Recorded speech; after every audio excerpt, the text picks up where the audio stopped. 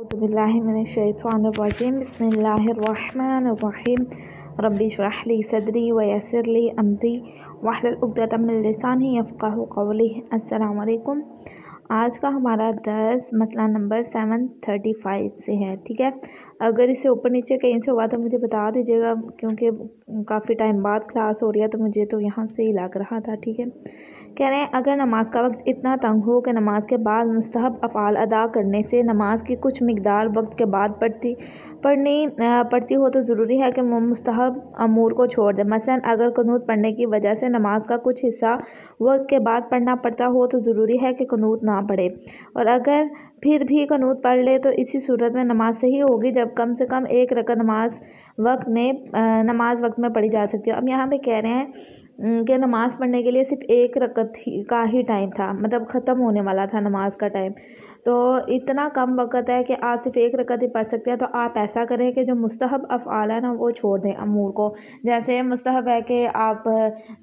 हर उसमें मतलब रुकू में जाने के बाद वो पढ़ें, दुरूद पढ़ें, और सजदे के बाद दुरूद पढ़ें, तो ये कह रहे हैं, और क़ुनूत पढ़ना ये मुस्तहब है। तो ये कह रहे हैं अगर आपके पास टाइम थोड़ा तो आप ये बेशक ना भी पढ़ें तो कोई मसला नहीं है, लेकिन अगर आप पढ़ लेते हैं तब भी आपकी नमाज सही होगी।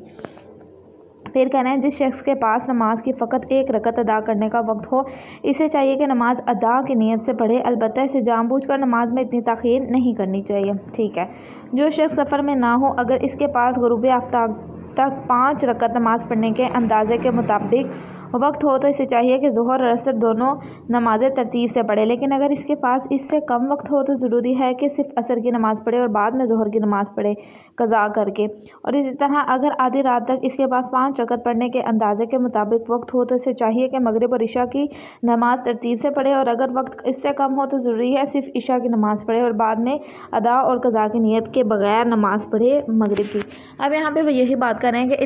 इतना वक्त है कि आप 5 रकत सिर्फ नमाज़ पढ़ सकते हैं, तो क्या करेंगे, ज़ोहर और असर की तरतीब के साथ, यानी पहले ज़ोहर और फिर असर की पढ़ेंगे। लेकिन अगर वक्त इतना ज़्यादा कम है कि आपको पता है कि भाई मैं इतनी नमाज नहीं पढ़ सकता, तो सिर्फ पहले असर की पढ़ेंगे और बाद में ज़ोहर की। इसी तरह मगरिब और इशा का भी यही बता रहे हैं। ठीक है, इसके बाद कह रहे हैं जो शख्स सफ़र में हो, अगर ग़ुरूब आफ्ताब तक इसके पास 3 रकत नमाज़ पढ़ने के अंदाज़े के मुताबिक वक्त हो तो इसे चाहिए कि ज़ोहर और असर की नमाज़ पढ़े, और अगर वक्त इससे भी कम वक्त हो तो ज़रूरी है कि सिर्फ असर की पढ़े और बाद में ज़ोहर की कज़ा करे। और आधी रात तक इसके पास 4 रकत नमाज़ पढ़ने के अंदाज़े के मुताबिक हो तो इसे चाहिए कि मगरिब और इशा की नमाज़ तरतीब से पढ़े, और अगर नमाज के 3 रकत के बराबर वक्त बाकी हो तो ज़रूरी है कि इशा की नमाज़ पढ़े और बाद में मगरिब की नमाज़ बजा लाए, ताकि नमाज मगरिब की 1 रकत वक्त में अंजाम दी जाए। और अगर नमाज की 3 रकत से कम वक्त बाकी हो तो ज़रूरी है कि पहले इशा की नमाज़ पढ़े और बाद में मगरिब की नमाज़ अदा और कज़ा की नीयत से किए बगैर पढ़े। और अगर इशा की नमाज़ पढ़ने के बाद मालूम हो जाए कि आधी रात होने से 1 रकत या इससे ज़्यादा रकतें पढ़ने के लिए वक्त बाकी है तो इसे चाहिए कि मगरिब की नमाज़ फ़ौरन अदा की नीयत से बजा लाए। ये भी वही बात है कि अगर आपके पास इतना वक्त है कि आपको पता है कि आप कम से कम 1 रकत भी पढ़ सकते हैं तो आप उसमें पढ़ें और अदा की नीयत से ही होगी। लेकिन मिसाल के तौर पर आपके पास टाइम है अभी आधा घंटा मतलब नमाज का वक्त ख़त्म होने में, तो आपने क्या करना है, उसमें पहले जो उनसे आती है, चाहे वो नमाज ज़ोहर है या नमाज मगरिब है, तरतीब के साथ ही पढ़ेंगे। ठीक है, तकरीबन एक जैसे ही आ रहे हैं, इतना मुश्किल नहीं है। अगर कोई भी फिर भी आपको सवाल हुआ तो मुझसे पूछ लीजिएगा। फिर कह रहे हैं इंसान के लिए मुस्तहब है कि नमाज अव्वल वक्त में पढ़े, और इसके मतलब बहुत ज़्यादा ताकीद की गई है, और जितना अव्वल वक्त के करीब हो बेहतर है, मासवा इसके कि इसमें ताख़ीर किसी वजह से बेहतर हो। मसला इसलिए थोड़ा सा इंतज़ार करें कि नमाज जमात के साथ पढ़ेगा, इस शर्त के साथ फजीलत का वक्त गुजर ना जाए। ठीक है, ज़्यादा ज़रूरी है कि वक्त पहले अव्वल वक्त पढ़ें और ताख़ीर ना करें, लेकिन अगर कोई वजह है तो फिर ताख़ीर कर सकते हैं। फिर कह रहे हैं जब इंसान के पास कोई ऐसा उज़र हो کہ اگر اول وقت میں نماز پڑھنا چاہے تو تیمم کر کے نماز پڑھنے پر مجبور ہو، تو اس صورت میں اگر وہ آخری وقت تک عذر کے دور ہونے سے مایوس ہو یا اس بات کا احتمال ہو کہ اگر تاخیر کی تو پھر تیمم بھی نہ کر پائے گا، تو اول وقت میں تیمم کر کے نماز پڑھ لے۔ لیکن اگر مایوس نہ ہو تو ضروری ہے کہ انتظار کرے اور اس کا عذر دور ہو جائے یا عذر دور ہونے سے مایوس ہو جائے، اور اگر اس کا عذر دور نہ ہو تو آخر وقت میں نماز پڑھے۔ اور یہ ضروری نہیں کہ اس قدر انتظار کرے کہ نماز کے صرف واجب افعال انجام دے سکے، بلکہ اگر اس کے پاس مستحبات مثلاً اذان، اقامت اور قنوت کے لیے بھی وقت ہو تو تیمم کر کے ان مستحبات کے ساتھ نماز ادا کر سکتا ہے۔ اور تیمم کے علاوہ دوسری مجبوریوں کی صورت میں اگرچہ عذر دور ہونے سے مایوس نہ ہوا ہو، اس کے لیے جائز ہے کہ اول وقت میں نماز پڑھے، لیکن اگر وقت کے دوران اس کا عذر دور ہو جائے تو بعض صورتوں میں بھی ضروری ہے کہ وہ دوبارہ نماز پڑھے۔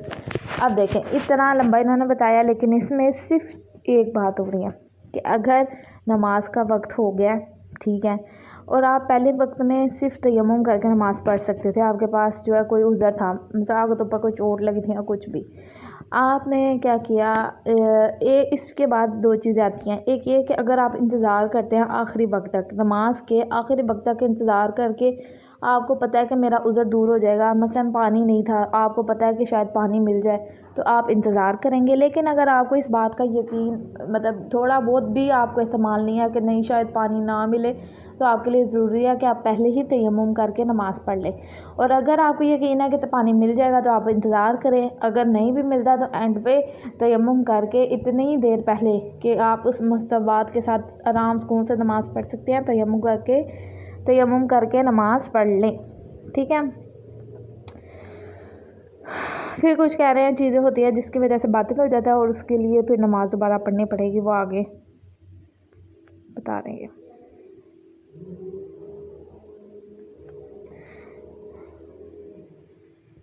کہہ رہے ہیں کہ اگر بعد میں آپ کو پتہ لگتا ہے کہ شاید نماز باطل ہو گئی تھی، آپ نے لیٹ کرنی ہے کچھ، تو پھر دوبارہ قضا کرنی پڑے گی۔ پھر کہہ رہے ہیں اگر نماز کا وقت وسیع ہو یعنی زیادہ ہو اور قرض خواہ بھی اسے قرض کا مطالبہ کر رہا ہو تو اگر ممکن ہو تو ضروری ہے پہلے قرض ادا کرے اور بعد میں نماز پڑھے، اور اگر کوئی ایسا دوسرا واجب کام پیش آ جائے جسے فوراً بچا لانا ضروری ہو تو اس کے لیے بھی یہی حکم ہے۔ مثلاً اگر دیکھے کہ مسجد نجس ہو گئی ہے تو ضروری ہے کہ پہلے مسجد کو پاک کرے اور بعد میں نماز پڑھے، اور اگر مذکورہ بالا دونوں صورتوں میں پہلے نماز پڑھے تو گناہ کا مرتکب ہوگا لیکن نماز صحیح ہے۔ اب یہ کہہ رہے ہیں کہ دیکھیں قرضہ لینا واپس کرنا کتنی زیادہ بڑی بات ہے، کہ اگر کوئی قرضیہ آپ کا آپ نے کسی سے قرضہ لیا، وہ آپ کا قرضہ لینے آیا تو آپ نماز سے پہلے اس کا قرضہ ادا کریں اور پھر نماز پڑھیں، ٹھیک ہے۔ اسی طرح اگر مسجد وغیرہ نجس ہو گیا کچھ تو اس پر واجب ہے کہ پہلے مسجد کو پاک کرے اور پھر نماز پڑھے۔